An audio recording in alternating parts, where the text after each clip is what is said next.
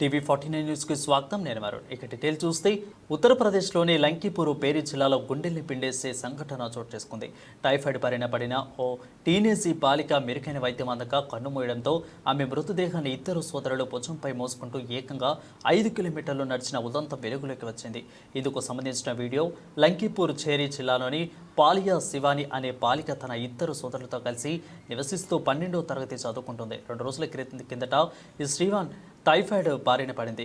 ఇక ఆమెను సోదరులు స్థానిక వైద్యుని చూపించగా మెరుగైన చికిత్స కోసం పెద్ద ఆసుపత్రికి తరలించాలని సూచించారు. కానీ కొన్ని రోజులుగా కురుస్తున్న భారీ వర్షాలు, వరదల కారణంగా పాలియాలోని రోడ్లన్నీ కొట్టుకుపోయాయి. శారదా నది ఉప్పొంగడంతోనే జిల్లా కేంద్రంలోని సంబంధాలు తెగిపోయాయి. ఇక వాక్ను రాకపోలతో ఎక్కడికక్కడ నిలిచిపోయాయి. ఈలోగా ఆమె పరిస్థితి విషమించింది. ఒక ఆసుపత్రికి తీసుకెళ్తుండగానే దారి మధ్యలో మరణించింది. దీంతో చేసేదేం లేక సోదరులు విలిపిస్తూ ఆమె మృతదేహాన్ని 5 కిలోమీటర్ల మేర భుజాన మోసుకుంటూ తిరిగి ఇంటికి తీసుకెళ్లారు. ఇందుకు సంబంధించిన వీడియోను ఓ వ్యక్తి తీశాడు. ఆ వీడియోలో పట్టాల పక్క నుంచి సోదరులు మృతదేహాన్ని అన్నలిద్దరూ కూడా తీసుకెళ్తుండడం కనిపించింది. ఈ పరిసర ప్రాంతాలను వరద ముంచెత్తినట్లు ఉంది. ఇక ఈ వీడియోను చూసిన నెటిజన్లు తీవ్ర విచారం వ్యక్తం చేస్తున్నారు. ఇక దేశంలో అధికార వ్యవస్థ ఇలా పనిచేసిందని ఓ యూజర్ విమర్శించారు.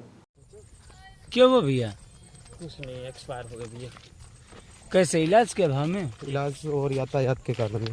यातायात के कारण अगर रोड खुला होती तो हम लेकर बेहतर लोगों को दिखा सकते थे, बेहतर डॉक्टरों को दिखा सकते थे। कहाँ रहते हैं आप? हम रहने वाले हैं दुधबा रेंज के अंदर रहता है किशनपुर, कांप कटैया से कांप के निवासी है।